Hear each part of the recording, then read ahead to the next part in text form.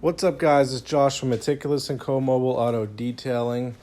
I'm finally back to do another video. I haven't done a video in months, but I'm finally back, and I decided to make a video on this BMW that took a trip to New Hampshire and got absolutely layered in tree sap. And I got a call in to get all of the tree sap off, as well as do a full exterior and interior detail. The wheels were absolutely caked in brake dust. The paint wasn't that dirty, but there was so much tree sap on, and it is not something that you want to leave on your car. As you can see, there's tree sap all over the roof. It's on the hood, it's on the trunk lid, it's on the glass, and you can see there's also some bird droppings on the roof of the car. Bird droppings are highly acidic. We can go over that in another video, but I will say now, if you have bird droppings anywhere on your car, so wash your car right now, get them off, because they're highly acidic and they will eat away and etch your clear coat if you leave it on for long periods of time. It's just not worth it. It's simple enough to wash off. It's not something you want to let sit on your clear coat. Anyways, back to the tree sap. We're going to start right now by pre-soaking the vehicle. I'm going to take a paint and wheel and bug remover just to do a little pre-soak, break down any contaminants, any loose dirt and debris from the paint and from the glass, and then I'm going to rinse it all off, getting anything that's loose off of the car before I do my wash, because I am going to go in and I'm going to manually remove all of the tree sap, and I don't want any loose dirt and debris around that I could rub into the paint that's around the tree sap. So now I'll bring you in and I'll start to show you the tree sap. Now that the car's wet, the tree sap doesn't look white anymore. It looks clear, so it'll be a little bit more difficult to see, but you just want to take your time and get all of it. What I'm using here, I just showed in the video. You can take a screenshot. I'll also put a link in the description. It's called Citrol 266 by Schaefer's, and it's $20 for the 16-ounce aerosol can. It's very, very powerful. And before I say anything else about this product, the main thing that you want to know about this product is that when you are done using it, you need to flush it completely from the surface. You want to neutralize it with another chemical, such as a car soap or a rinseless wash, or something that's going to neutralize the product. Because if you do not neutralize it and you let it sit as is on the paint, it will continue to work. It'll continue to eat away at the paint, and you can do much more harm than good if you don't flush the product away. The actual process and the removal of the tree sap is pretty straightforward.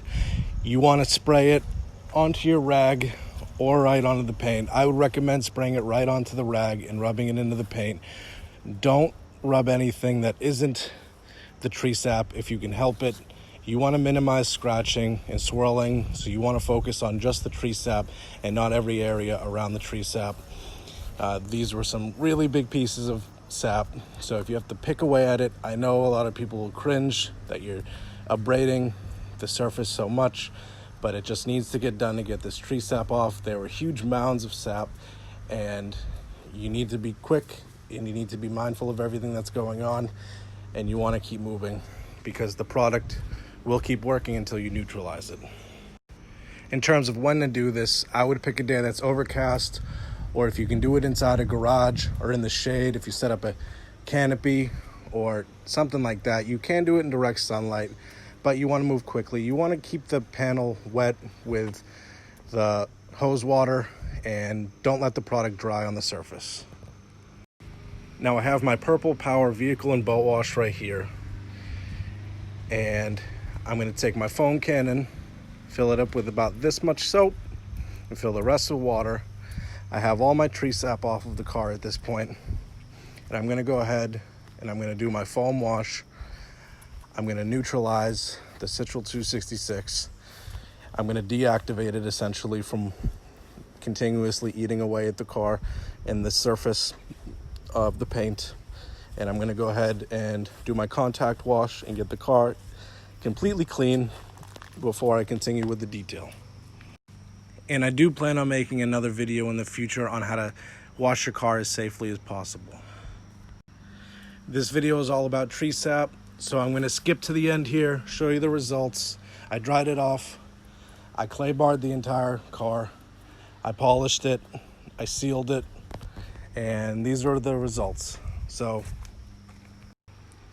I will put a link in the description to Citrol 266. It's pretty straightforward. Find a day that's overcast. If you have to do it in the sun, that's totally fine.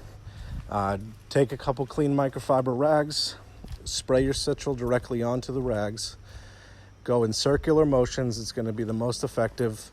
Try to really just focus on that tree sap in that specific spot. You don't want to rub all the way around it.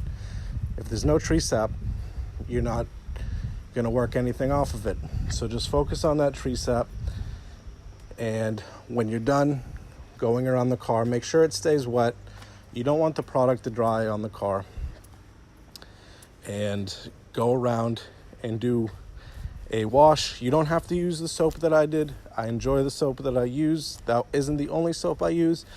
But before I take a polisher to a car that's slightly maintained, the Purple Power Vehicle and Boat Wash does a great job at stripping any road film and debris from the surface before you do your claying and before you take your polisher to it.